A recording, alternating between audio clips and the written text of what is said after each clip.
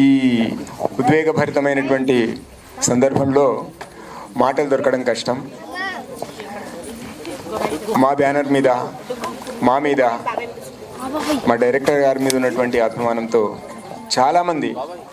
చాలామంది మా మిత్రులు, మా శిష్యులు, మా స్నేహితులు, మా బంధువులు, వివిధ ప్రదేశాల నుంచి, చాలా దూరం నుంచి వచ్చిన వాళ్ళు ఉన్నారు. నేను ఒక్కొక్కరి పేరు చెప్తే చాలా పెద్ద జాబితా అవుతుంది. వాళ్ళందరికీ నేను శిరస్సు వంచి నమస్కరిస్తున్నాను. మా మీద ఎంతో ప్రేమతో చాలా ముందుగా వచ్చి మమ్మల్ని ఆశీర్వదించడానికి వచ్చినటువంటి పెద్దలు శ్రీ శ్రీ శ్రీ డాక్టర్ సిద్ధేశ్వరానందగిరి స్వామి వారు, అట్లాగే ఇందాకనే మాట్లాడి వెళ్ళినటువంటి తనికెళ్ళ భరణి గారు, గోరెటెంకన్న గారు, ఇట్లా ఒకరొకరికి పెద్దలందరికీ కూడా పేరు పేరున నేను నమస్కరిస్తున్నాను. 1000 మైళ్ళ ప్రయాణమైనా ఒక్క అడుగుతో మొదలవుతుంది. ఎంత పెద్ద మహానది అయినా చిన్న సెలయేరుగానే దాని ప్రయాణం ప్రారంభమవుతుంది. మా నర్సింగ్ ఇది వాస్తవంగా రెండో ప్రయత్నం అయినప్పటికీ కూడా అనుభవం దృష్ట్యా, ఆయన పడ్డటువంటి స్ట్రగుల్ దృష్ట్యా ఇది మొట్టమొదటి సినిమా అనే నేను భావిస్తున్నాను. ఎందుకంటే మా ఇస్మాయిల్ రెడ్డి ఇక్కడ శిశువునే ఇస్ దునియామే ఆఖరి గిరిగిరికర్ చర్నా సీఖా అని చెప్పారు. కింద పడిన తర్వాతనే లేచి నడవడం అనేది అభ్యాసం అవుతుంది. ఈ సినిమా చాలా చాలా చాలా పాఠాలను నేర్పించింది మాకు. ఈ పాఠాలన్నీ తప్పకుండా అతన్ని గట్టిగా ఒక ఎదురులేని ఒక స్తంభంలాగా, ధ్వజస్తంభంలాగా నిలబెట్టగలిగేటటువంటి అనుభవాన్ని ఇచ్చినాయి. ఒక ప్రత్యేకమైనటువంటి బాణిలో, అంటే నేను ఒక కథా రచయితగా నా ప్రస్థానాన్ని సాహిత్య రంగంలో మొదలుపెట్టిన, శభాస్ అనిపించుకున్నా.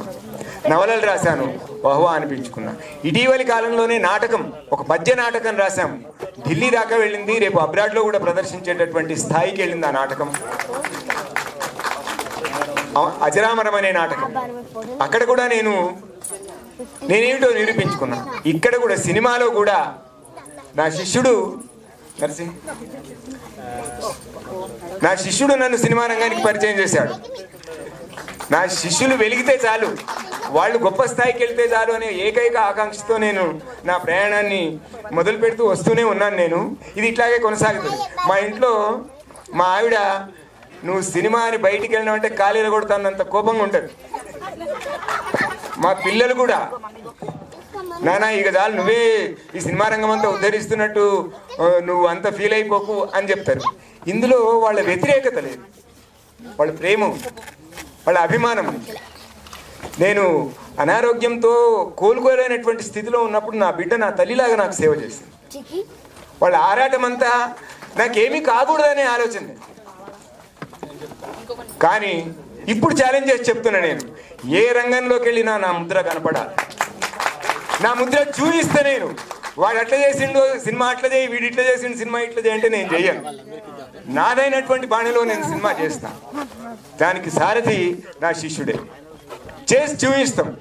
ఈరోజు చాలా రకాలైనటువంటి సినిమాలు వస్తున్నాయి. ఇందాక మా ఇస్మాయిల్ చాలా అద్భుతమైనటువంటి ప్రారంభం చెప్పాడు. మా మల్లన గుర్తుకొస్తున్నాడు ఈ సందర్భంగా. అరే సినిమా అంటే ఏమున్నదిరా, 4 ముద్దులు 40 గుద్దులు అని. నిజంగా ఎక్కడ చూసినా అదే కనుక దానికోసమే ఆరాటపడుతుంటారు. సినిమా అంటే అది కాదు. ఆ సినిమాని ఎట్లా చూస్తున్నారు, ఎవరికి వాడు చూస్తున్నారు. ఒక ఇంట్లో 4 మనుషులు ఉంటే 4 మనుషులకు ప్రపంచం వేరేనే ఉంది. Everybody is isolated.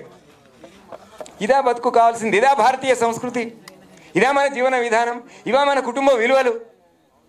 మనమంతా కలిసి కూర్చొని 3 తరాల వాళ్ళు, తాత తండ్రి కొడుకు ఒక్క దగ్గర అందరూ సకుటుంబంగా హాయిగా 2 గంటల పాటు ఆనందంగా సినిమా చూసేటటువంటి సినిమా చేసినాం మేము. అదే శివశంభో. మేము ఆర్భాటాలకు బాంబ్ బ్లాస్ట్ చేసినట్టు మేము సినిమా చూపిస్తాం. మేమేం ప్రగల్భాలు పలకం. 2 గంటల పాటు ప్రశాంతంగా, సంతోషంగా, ఆహ్లాదకరమైన వాతావరణంలో ఆనందంగా మా సినిమా చూస్తాం. ఇది గ్యారంటీ. ఈ విషయంలో మేము గ్యారంటీ ఇస్తున్నాం. ఆర్టిస్టులు అందరూ కొత్త వాళ్ళు కావచ్చు. మా డిఓపి, మా డైరెక్టరు సతీష్, వాళ్ళు పడ్డటువంటి శ్రమ చాలా ఆ మాటల్లో వర్ణించలేనటువంటిది. ఎడిటర్ శివ వచ్చింది, శివన్న రావాలి. అట్లాగే సంగీత దర్శకుడిగా నా పేరు పెట్టారు. నిజానికి వాళ్ళే నాకు చాలా సహకారం చేశారు. మా కెన్నీ చైతన్య, మా ఎల్ఎం ప్రేమ్, మా రేమండ్, వీళ్ళు ఇచ్చినటువంటి బీజిఎంతోనే, అంటే నేను పాటలు రాసి వాటికి బాణీలు సమకూర్చి ఎక్కడ ఏ ఇన్స్ట్రుమెంట్ ఉంటే బాగుంటుంది, ఎక్కడ ఎంత లెవెల్లో ఉంటే బాగుంటుంది అనేటటువంటి గైడెన్స్ నేను చేశాను. నిజమే, ఆ మాత్రానికే నా పేరు పెట్టేసిండ్రు. అది నేను గర్వంగా భావిస్తున్నాను, అది వాళ్ళ గొప్పతనంగా కూడా భావిస్తున్నాను, వాళ్ళని అప్రిషియేట్ చేస్తున్నాను. అదే రకంగా ఈ పాటలకు చాలా గౌరవం లభిస్తున్నది. మున్ముందు అంటే ఏదైనా పదే పదే వింటున్నప్పుడు చూస్తున్నప్పుడు దాని పట్ల మనకు అభిమానం కలుగుతుంది. పుట్టగానే ఎవడు పెద్ద స్టార్ అయిపోరు. ఈయన రియల్ స్టార్ ఏంటంటే సినిమా రంగంలోకి రాగానే కాలేరు. మా ఆజాద్ రియల్ స్టార్ అంటే ఆయన 2 రంగాల్లో